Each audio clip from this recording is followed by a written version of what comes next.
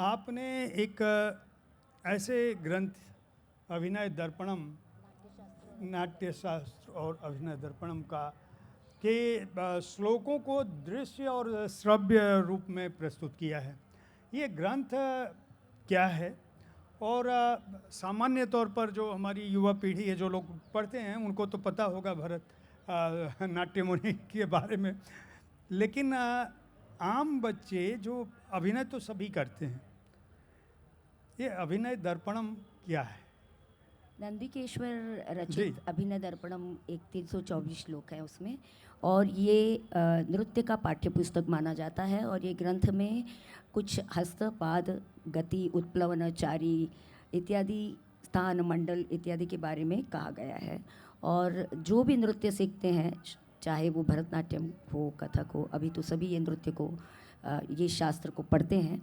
और पाठ्य पुस्तक का नृत्य मंचन करना है बहुत कठिन होता है। आप कोई स्टोरी हो तो स्टोरी दिखाने के लिए आप राम, लक्ष्मण, सीता कर दिया, पूरी स्टोरी दिखा दी, पर जब पाठ्य पुस्तक होता है तो आपको पहली वो संज्ञा होती है, वो डेफिनेशंस होती हैं, और डेफिनेशन के बाद उसका विनियोग होता है। तो बस उतना ही, वो बहुत रुक्ष है, मगर रुक्ष को भी अगर आपको लोगों तक पहुँचाना है तो ये मेरे गुरु आचार्य पार्वती कुमार जी ने कल्पना थी। वो 1940s में उन्होंने अपनी पत्नी को, 50s में अपनी पत्नी पर प्रयत्न किया, नहीं हुआ। फिर 2 और शिष्यों पर प्रयत्न किया, नहीं हुआ।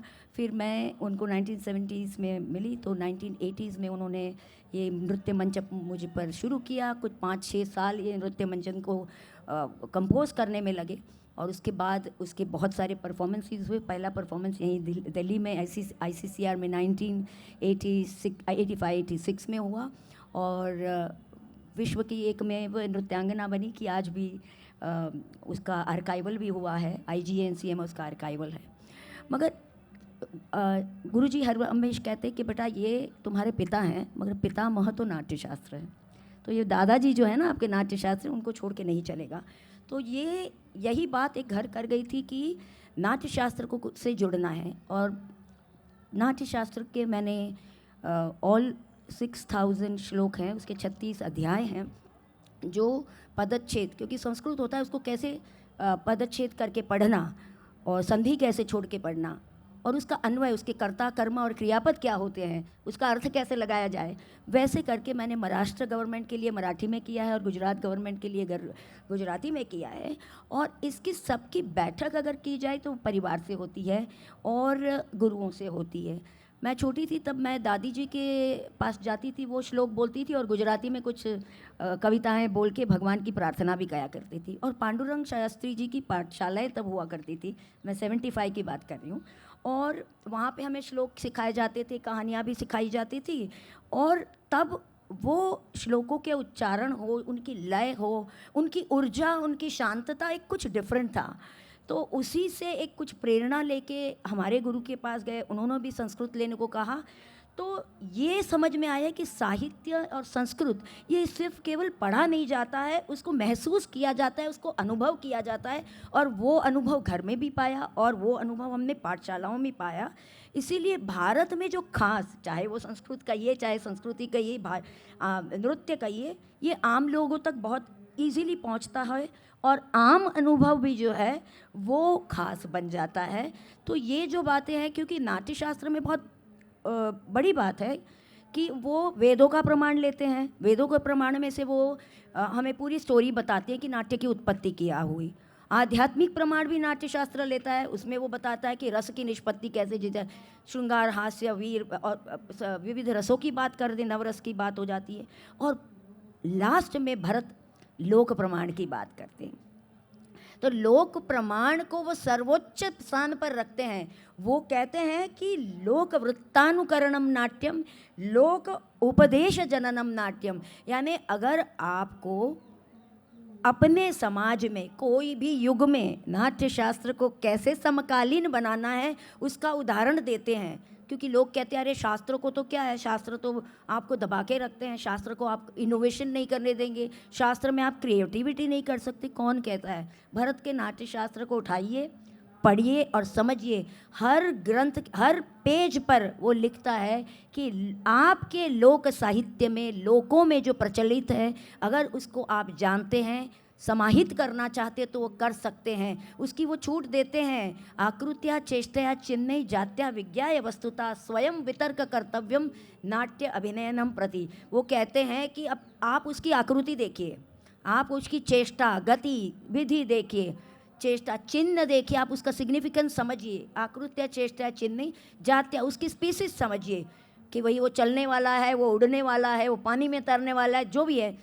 चेष्टा चिन्ह जात्या विज्ञाय, और कथा वस्तु को जान लीजिए। स्वयं तर्क वितर्क करते आप उसका नाट्य में अभिनय कर सकते हो। यानी आपको अगर कोई कहता है कि भारतीय शास्त्र आपको दबा के रखते हैं, क्रिएटिविटी नहीं कर देते, इनोवेशन नहीं करते, उनके लिए नाट्य शास्त्र पुनः पढ़ने की ज़रूरत है, अभिनय दर्पण पुनः पढ़ने की ज़रूरत है। क्योंकि हर ग्रंथ हमारा ये कहता है कि आप अपने समाज में प्रचलित जो भी है उसको आप सराहनीय बना सके, संवेदनशील बना सके, लोक जनता के समीप ला सके। और इसीलिए मैं कहती हूँ डिजिटल मीडिया, यूट्यूब मीडिया ये बहुत ही नया माध्यम है हमारी युवा पीढ़ी को हमारे शास्त्रों से, हमारे नृत्य से, हमारी परंपराओं से जोड़ने का। सो हम सभी उसी माध्यम से जाते हैं और जुड़ रहे हैं। डॉक्टर पुरीचा, आपकी जो अपनी यात्रा है नृत्य के क्षेत्र में, मैं चाहूँगा उससे जुड़ा कोई संस्मरण, चाहे अपने गुरुजनों से हो या बिल्कुल, अपने बिल्कुल। छात्रों से, जिससे भी हो। जी जी। मैंने बहुत सारे जैसे नृत्य रत्नकोश है, कुंभराज का, संगीत रत्नाकर है, बहुत सारे ग्रंथों पे लिखा। और जैसे मैं कह रही थी नाट्यशास्त्र, मैंने मराठी, ये नाट्यशास्त्र की बड़ी अच्छी कहानी है। 2008 में मैंने उसको बना के संस्था को दिया, उन्होंने 5 दिन में रिजेक्ट करके भेज दिया। फिर मुझे लगा कि ये तो गड़बड़ है, शायद मेरी गलती है। 2009 में मैंने वापस लिखा, खुद ही लिखा, खुद ही फाड़ दिया। मैंने बोला तो ठीक नहीं है। 2010 में वापस लिखा, पहला अध्याय, दूसरा अध्याय, खुद ही लिखा, खुद ही फाड़ दिया, क्योंकि खुद ही को समाधान नहीं हो रहा था। तो ये आत्मा की आवाज़ होती है जब आप लिखने बैठते हो ना। तो और 2011 में मैंने वो सबमिट किया, और बिल्कुल मुझे आदर सत्कार के साथ बुला के उन्होंने कहा क्या क्या काम किया है, बहुत सुंदर काम किया। मतलब ये होता है कि आप अपनी भावनाओं को किस शब्दों में पेश करते हो और कैसे लिखते हो, ये जब आपको अंतरात्मा को समझ आती है और खुशी होती है तो वो लोगों तक पहुंच जाती है। और मुझे और एक खुशी की बात है कि NCERT की अभी जो न्यू एजुकेशन पॉलिसी की जो बुक्स बन रही हैं, 8 बुक्स, उसकी भी मैं चेयरपर्सन हूँ। और उसमें मैंने बाकायदा नाट्यशास्त्र के बहुत सारे ऐसी वाकयाएँ जो हैं जो हमारे नेक्स्ट जनरेशन को पता होनी चाहिए। वो नाट्य की विधा हो, नृत्य की विधा हो, संगीत हो, या तो विजुअल आर्ट से जुड़ी हुई है, उन सबका समावेश मैंने उसमें किया है। तो ये है कि नाट्यशास्त्र कैसे मेरे जीवन का एक अंग बन गया, और उसको लोगों तक पहुंचाने के लिए उसको आम और खास को आम बनाना और आम को खास बनाना, ये अपनी अंतरात्मा की आवाज़ को जब हम खुद खोलते हैं तो ईश्वर भी कहते हैं उद्यमम साहसम धैर्यम बुद्धि शक्ति। अगर मैंने धैर्य नहीं रखा होता और रिजेक्शन होने के बाद मैंने नाट्यशास्त्र को छोड़ दिया होता तो आज मैं उसके उतनी करीब नहीं होती जितनी आज मैं हूँ। सो उद्यमम साहसम धैर्यम बुद्धि शक्ति पराक्रम षड़यते यत्र वर्तनता तत्र देवो सहायका। वहाँ देव भी सहाय करते हैं। देखो पूरे हिंदुस्तान की नई युवा पीढ़ियों को भी इसका रसपान मिले, इसका ईश्वर ने प्रयोजन कर दिया। कोई एक कहानी बता दीजिए ताकि हमारे दर्शकों को नाट्य शास्त्र से आपकी पूरी उस जो संस्कृत वाङ्मय की कोई एक कहानी जो आपके लिए प्रेरक रही हो। बिल्कुल बिल्कुल। जब भी क्या कहते हैं हम, नाट्य शास्त्र का प्रथम नाट्य प्रयोग है ना, एक ब्रह्मा जी ने 4 वेदों में से ऋग्वेद में से पाठ्य लिया, यजुर्वेद से अभिनय लिया, साम से गायन लिया, और अथर्ववेद से रस किया, और पंचम नाट्य वेद की निर्मिति की। और वो गए कि ब्रह्मा जी गए और कहा इंद्र देवता को कि भाई आप करिए, इसको परफॉर्म करिए। इंद्र देवता हाथ ऊपर उठा के कहते हैं कि हम अशक्य पुरुष, हम लोग इसको अशक्य हैं, इसको कौन कर सकता है? जो बुद्धिवान हैं और जो इंद्रिय में, जिनकी इंद्रिय कंट्रोल में है, ऐसे लोग ही कर सकते हैं। यानी उन्होंने ये काम भरत मुनि और उनके 100 शिष्यों को दिया। तो यहाँ पे बहुत इम्पॉर्टेंट बात है कि जो मुनि ऋषि मुनियों के इंद्रिय कंट्रोल में है वैसे कलाकार हैं। कलाकार को हम कलाकार को क्या मानते हैं, अरे ये तो कलाकार है करके चला जाएगा, नहीं। क्यों? वो सोई सोई भाव दिखावई आपू न होई सोई।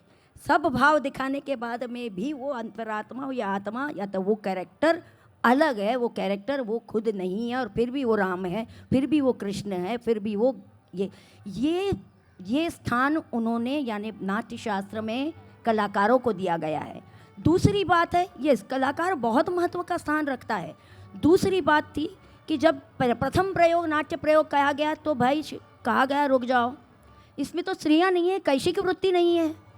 तो इसका मतलब है स्त्रियों को पुरुष के समान अधिकार दिए गए थे नाट्य वेद के समय भी।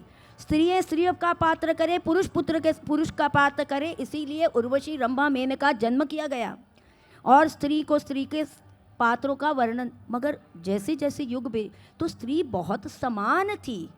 तो ये सब जो बातें नाट्य शास्त्र की हैं वो बहुत टच करती है। लोग उस तरह पढ़ते नहीं हैं, लोग उस तरह उसको पढ़ाते नहीं हैं, और इसलिए कहते हैं कि अरे नाट्य वेद तो बिल्कुल पुराने ज़माने की बात करता है।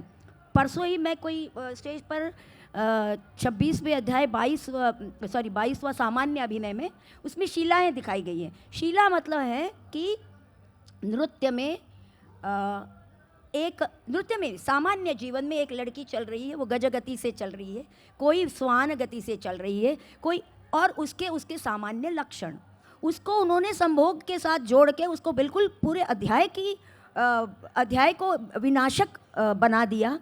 हमने पूरा प्रयोगात्मक नृत्य, जब नाट्य शास्त्र का मंचन होता है तो हम ये शीलाओं को प्रदर्शित करते हैं और शीलाओं को जीवंत करते हैं कि शीलाएँ ये हमारी नायिकाएँ हैं, हमारी नायिका में रहे हुए भावनात्मक संवेदनात्मक प्रदर्शन है।